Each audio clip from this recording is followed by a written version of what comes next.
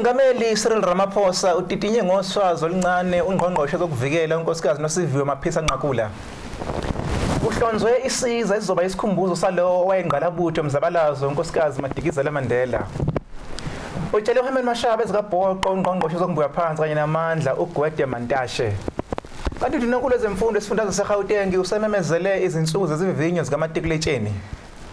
Iphini kaMengameli eqenjini MDC eZimbabwe lisinhlangano yezizwe mayingenelele ezingqinambeni zaseZimbabwe.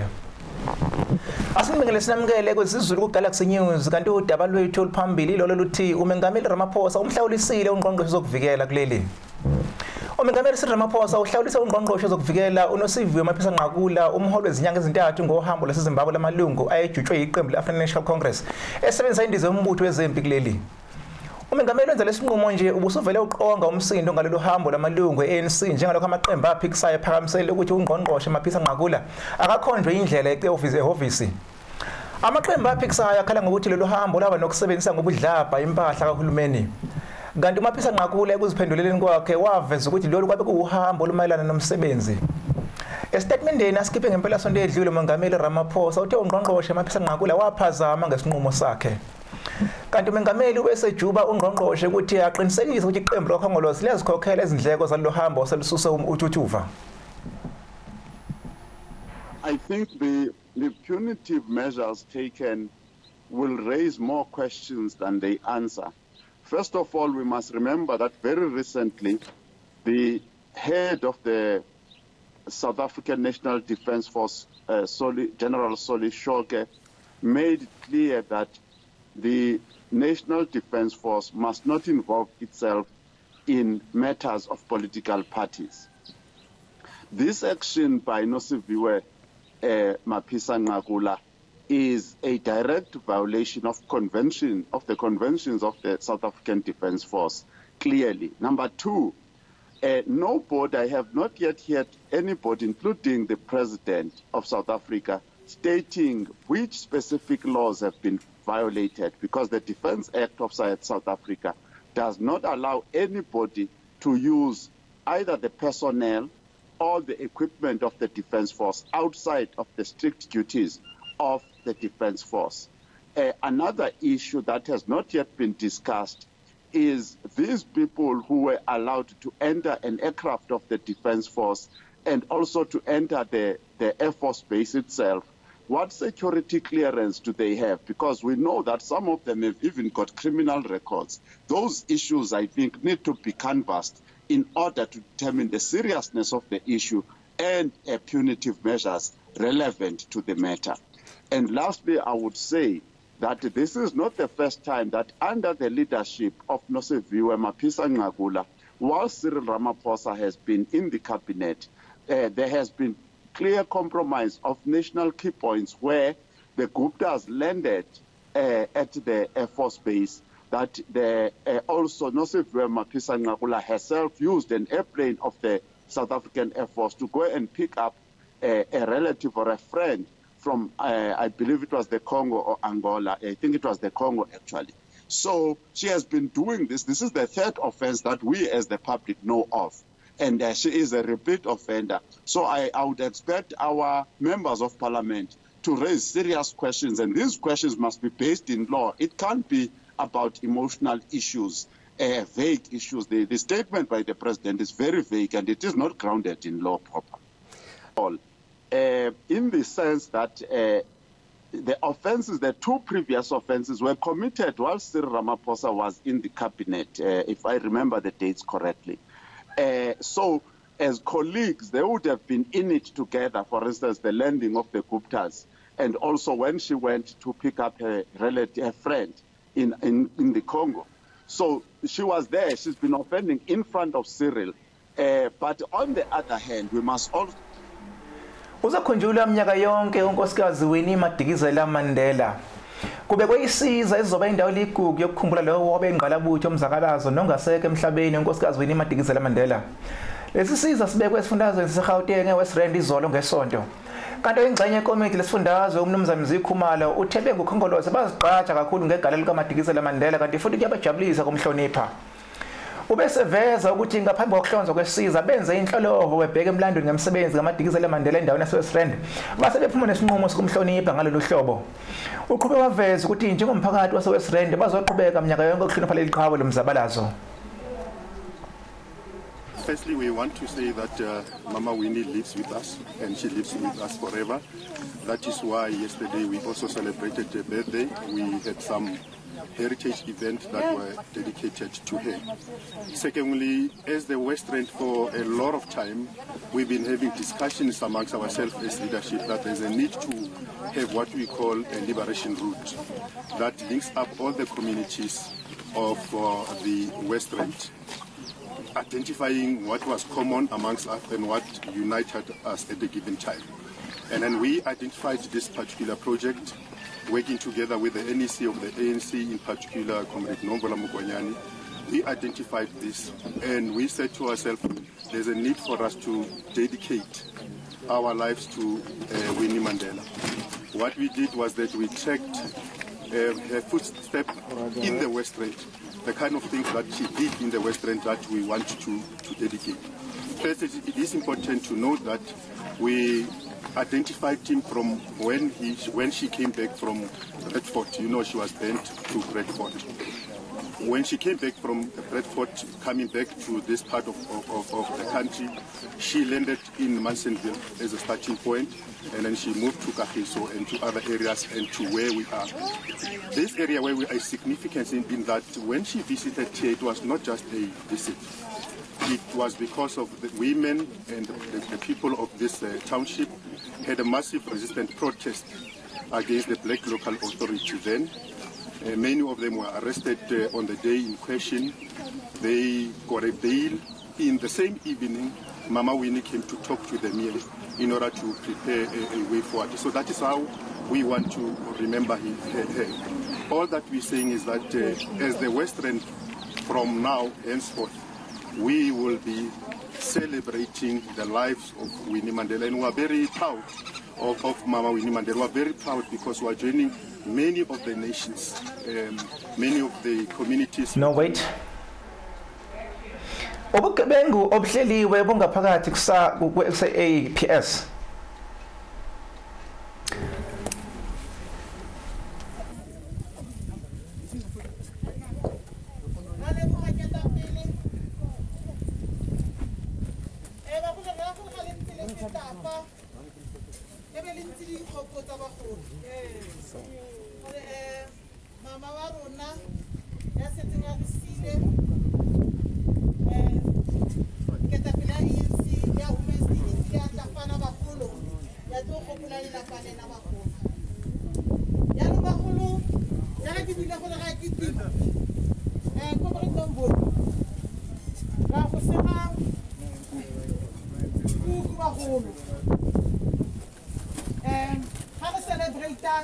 Birthday ya Mama Winnie.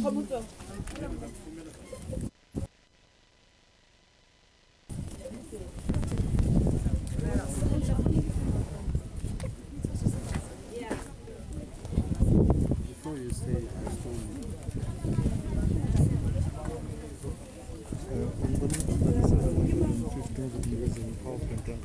yeah.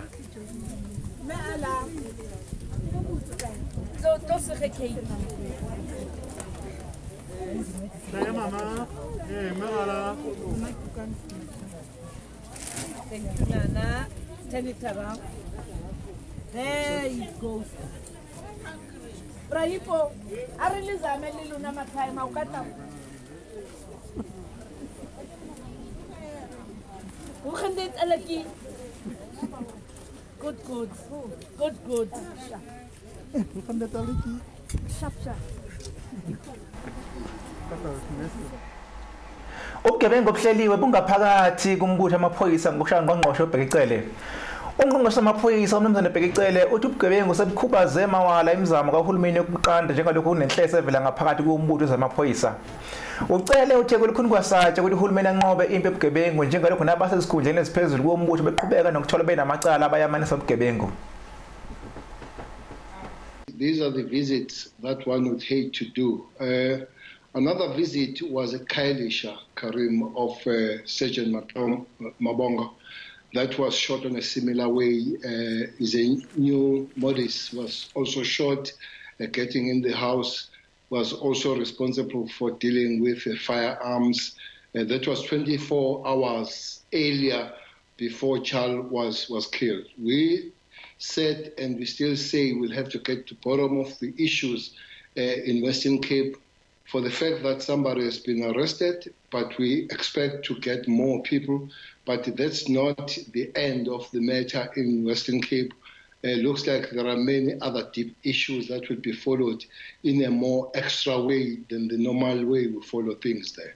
Now, the point that has been clearly made, Karim, is that it's not just incidental that the police officer has been shot and killed because there was an encounter on the street, there was an encounter on the bank robbery or cash heist. It's, as you say, very systematic in a very organized way that tells you the story. Hence, I'm saying we'll need to work on the extra approach that use the ways that maybe they've never been used before to get at the bottom and the root of the error. All of them are mentioning there were senior police dealing with serious organized crime, and most of them are not killed on the crime scene as on some form of the encounter. It tells you that is well planned at the end. You don't click wait. Undilankulu ezemfundo esifundazweni saseGauteng usememezele izinsuku zezivinyo zikamatikuletsheni. Undilankulu ezemfundo esifundazweni saseGauteng uPanyaza lesufumezele izivinyo zikamatikuletsheni esifundazweni ukuthi zizobanjwa kusukela mhla zi-5 kuLwezi kuya mhla zi-15 kuZibandlela lonyaka. Ubeseveza ukuthi lezi zivinyo ziyobe sezimakwa kusukela mhla zi-14 kuya mhla zingama-22 kuMasingana ngonyaka ozayo. Ulesufu ethulele nezinhlelo zokubhaliswa kwabafundi bamabanga aphansi kwangonyaka ozayo ngesikhathi nesithangayo sabezindaba ngempela sonto. Kanti abafundi bakamatikuletsheni bazobhala izivinyo zabo nalabo bazobebhala izifundo zokuchibiyela kanye nasebekhulile ababhala ngohlelo le-ABET. Ungqongqoshe lesufu beseveza ukuthi umnyango wakhe usuwenze izaba zokugcina ibanga elifanele phakathi kwabafundi ukuze kugwemeke ukubhebhetheka kobhubhane le-COVID-19. Uthe umnyango wakhe usuqashe abazoqapha izivinyo abayizinkulungwane eziyi-12. Kanti ubeseveza ukuthi umnyango ulindele ukuthi babe izinkulungwane eziyi-152 abafundi abazobhala izivinyo zabo. Kanti wena futhi umnyango usulungise izikhungo ezizinkulungwane ezinama-28 ezizosetshenziswa ukuhlola abafundi. So, because we don't need anything from you, we just need you to accept that we've given you this space. If you have decided to take your child either to another school or another province or to a private school, just indicate that I'm not accepting so that we can give that offer to another parent. So offers that are not accepted within the 7 days period will be forfeited. And we want to emphasize that point, that you've got 7 days, and I assume 7 working days. 7 school days. You've got 7 school days to accept the offer. And if you don't, we will then remove your child and you are not going to be part of the process. So when the online admission system opened for applications on the 25th of June, we received a total of 157,000 applications. And those applications that we received were mainly 34,000 for grade 1 and 35,000 for grade 8. So you can see from this that we received lots and lots of applications. And I don't want to be the bearer of bad news, but the reality is the space that we have as a Department of Basic Education in Gauteng and the number of applications don't match. We've got more applications than the available space. So by extension, there are parents that are not going to get their children placed at their preferred schools. But there will be no child that is not going to be placed. The only difference is that we might place your child at the school that you didn't prefer on the base. And I'll take you the top 10 schools in Gauteng, both primary and high school, so that you can have an idea of the figures that we are talking about and the reasons why we can't place every child to their preferred schools. So of the total applications that we've received, that is 62,185 for both grade 1 and 2, we want to share with you that there were 30,000 parents that gave us documents, that is their ID, their birth certificate, where they stay, that is proof of residence, and there are 4,000 parents that applied for grade 1 that didn't give us any form of documents. So anyone who have applied that is a South African. Ngati masibuye khefini ziyaqhubeka zisiZulu ku Galaxy News.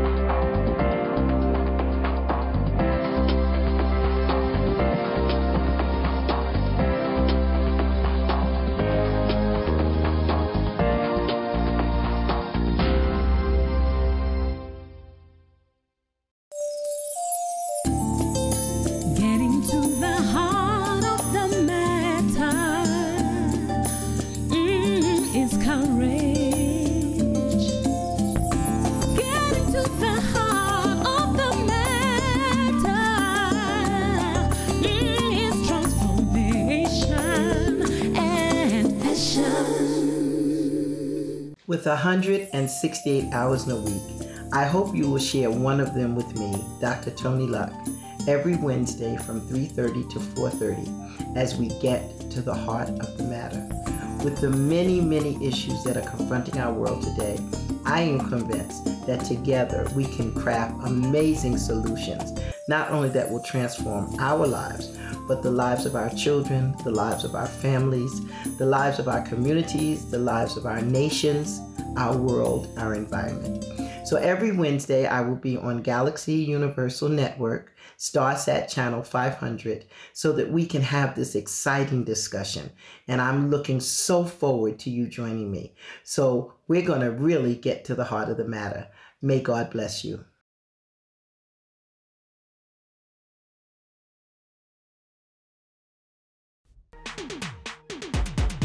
Feel the heat. Chicken portions are an easy way to feed a crowd.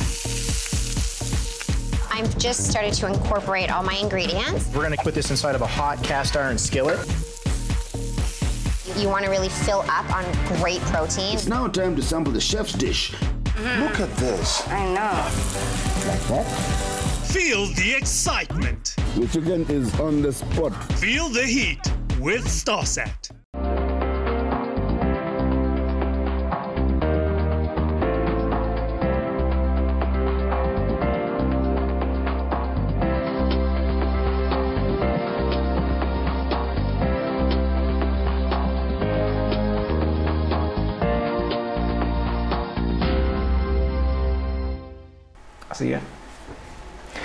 Siphinde sinamukele futhi kwesiZulu ku Galaxy News kanti dabeni lethu liphambili besibike ukuthi uMengameli Cyril Ramaphosa utitinye ngoswazi oluncane ungqongqoshe zokuvikela unkosikazi noSivima Nqagula. Kanti ke la sinomhlaziyi wezepolitiki umnumzana uMlungisi Malevu la sibheka khona udaba lokutaka lwezisebenzi ezagqibeka emgodini wemayini iLili. Mfoka Malevu asikubingelela sikwamukele wesiZulu ku Galaxy News baba. Ngibingelele kuwena mfowethu MSWELI, ngibingelele kulo lonke ithimba osebenzisana nalo lapho ku Galaxy TV, bese ngibingelela nombukeli walelo hlelo sanibonani ngibonga ithuba. Sakuphelela iminyaka emine imizimba eyisebenza ezintathu zeleli mine zagqibeka emgodini. Mhlawumbe lokhu kusinikeza sephi isithombe ngohulumeni kanye nobudlelwano anabo nezimboni ezimanje ezizimele njengalokhu kuvele njalo ukuthi kunezivimbo ezenza kube nzinyana ukuthi kutakulwe izidumbu zalabasebenzi. Mfowethu asikhumbule nje ukuthi inkampani nenkampani ikakhulukazi ehlala kuyona mining ezosebenza eNingizimu Afrika ithole i-license labayibiza i-mining rights license la eNingizimu Afrika iyaqinisekisa noma iyazibobezela ekutheni izokwenza isiqinisekiso sokuthi abasebenzi bazophepha ngaso sonke isikhathi kunezinto ke noma imigudu eyenziwayo nelandelwayo ukuqinisekisa lokho ukuthi ngempela kuyenzeka. Uma ke sibona igameko ezifana lesi esenzeke eminyakeni emine edlule lapha eLili mine lapho khona namhlanje sakhuluma indaba ukuthi bathathu abantu abasengaphansi komhlaba uPretty Nkambule, Solomon Renda noYvonne Mnisi abangakaphumi namhlanje. Kusiphi isithombe esibuhlungu ngendlela esimangaliso nesdabudisayo ukuthi senazathi akukho ukuzolana nabasebenzi na ikakhulukazi futhi nalemindeni esayidini lenkampani. Ora futhi kusipha nje isithombe esithi engazathi sinohulumeni who cares less ngabantu baseNingizimu Afrika abasebenzela unxiwa kodwa nje uma unxiwa befaka imali to ama taxes yaqhutshekwa diwa phambili. Isithombe esinesihle ngendlela emangalisayo lesi. Ngicabanga ukuthi uhulumeni through DMRE, Department of Mineral Resources and Energy, bengenza ukungcono kakhulu kunalokho. Sisekuyile ndaba ungqongqoshe ozokubuya phansi kanye namandla omnumzane Gwede Mantashe la ukhwele wadilika kumengameli we-HNSA umnumzane Herman Mashaba emsole ngogaya ivoti ngendlela engosiyo njengalokho Mashaba belokho eqhubeka njalo nokuliphehla lolu daba. Ngabe lokhu esikubonakala kungabe okudwa kwesisombululo kungabe nomthelelo ngemuhle yini eqenjini likaKhongolose? Angeke sihlale kungabe nomthelela omubi eqenjini likaKhongolose nokuyilona qembu elirana uhulumeni esibona njengamanje eNingizimu Afrika. Kodwa ke ngicabanga ukuthi omunye umbuzo ukuthi ingabe ubaba uHerman Mashaba umsunguli wePetros nomholi ku-Action SA ukuthi ingabe ugaya amavoti ngalokhu noma wenza ubuntu. Engicabanga ukuthi kungenziwa noma ngabe ubani okuyiposition akuyona nama resources okungenza ukuthi unawo ekutheni aphe lo mndeni lemindeni lokhu ekudinga kakhulu njengamanje iclosure ukukhululeke emoyeni. Siyazi ukuthi ke mfowethu eNingizimu Afrika kubaluleke ngendlela esemangaliso ukuthi umuntu esedlulile emhlabeni angcwatshwe ngendlela okuyiyona yona kulandelwe futhi namasiko. Ngicabanga nje ukuthi yilokho kumele sikukhakambise. Lokho amavoti sekuyipolitiki engicabanga ukuthi nayo iANC noma yena ubaba uGwede Mantashe uyabona ukuthi kuzoyilimaza vele iANC going to the next elections and maybe namanye azolandela ukuthi abantu bazokhumbula ukuthi kodwa lo hulumeni azange usiphathe kahle eyintweni sifule kuzo njengomphakathi bese babona ukuthi bavote ngenye indlela. Kodwa ngicabanga ukuthi kumele sikukhakambise ukuthi kubalulekile ukuthi labantu bakhishwe ngaphansi la bekhona bangcwatshe ngendlela nesizotha nangendlela futhi efanelekile. Mhlambe la mfoka Malevu ngokumzuzwana nje engamashumi amathathu yini esingayilindela mhlawumbe njengesinyathelo esilandelayo kuhulumeni njengalokho Mashaba evezile ukuthi uzothatha inyathelo zomthetho ukuze kuphoqele kuhulumeni kuyatakula izidumbu zalabasebenzi ngamafuphi nje sesiqoqa baba? Okay. What kuzoba very interesting ukubona lento seyinkantolo ngempela njengoba ekuvezile nawe ubaba Herman Mashaba ukuthi kungahle kwenzeke noma kanjani ngonyaka ozayo. Kuzoba very interesting especially uma kuzovela ukuthi engazathi ngempela umnyango wezempi waphansi namandla uDMRE utholakala usephutheni noma uneqala kanti futhi nayo lenkampani nama mining rights ukubona ngempela sekufanele bakhokhe nokuthi futhi baphinde balivume iqala. Lokho kuzoba very interesting ngochaza ngempela ukuthi ngempela okukhakanjiswa noma okuvezwa ubaba uHerman Mashaba kuliqiniso ukuthi sidinga ileadership political leadership ne-political will ekutheni kwenzeke ubulungiswa kulama families amathathu. Mfoka Malevu sibonga kakhulu ngesikhathi sakho baba. Siyabonga mfoka MSWELI sibonga kakhulu ngethuba. Insizwa ke le umhlazizi wepolitiki la umfoka Malevu esinikeza la umbono wakhe ngodaba lolu labasebenzi baselili mine nabavaleleka emgodini eminyakeni emine edlule. Kanti ke uma sibuya la phasihlabela phambili samukela udaba oluthi uHerman ungqongqoshe wezamandla uGwede Mantashe utshele uHerman Mashaba ezikabhoqo njengalokho ukukhulunywa kulolu daba lwakhona la elili mine. Whoever wants votes, we must accept that. And when he wants those votes, he will not make the distinction between a privately owned mine and a state-owned mine. And therefore, he will lash out at anything that smells ANC. Kanti ke siyaziguqisa isiZulu ngalesi sikhathi sihlangabezeni futhi kusasa ngesikhathi esifanayo malube luhle usuku.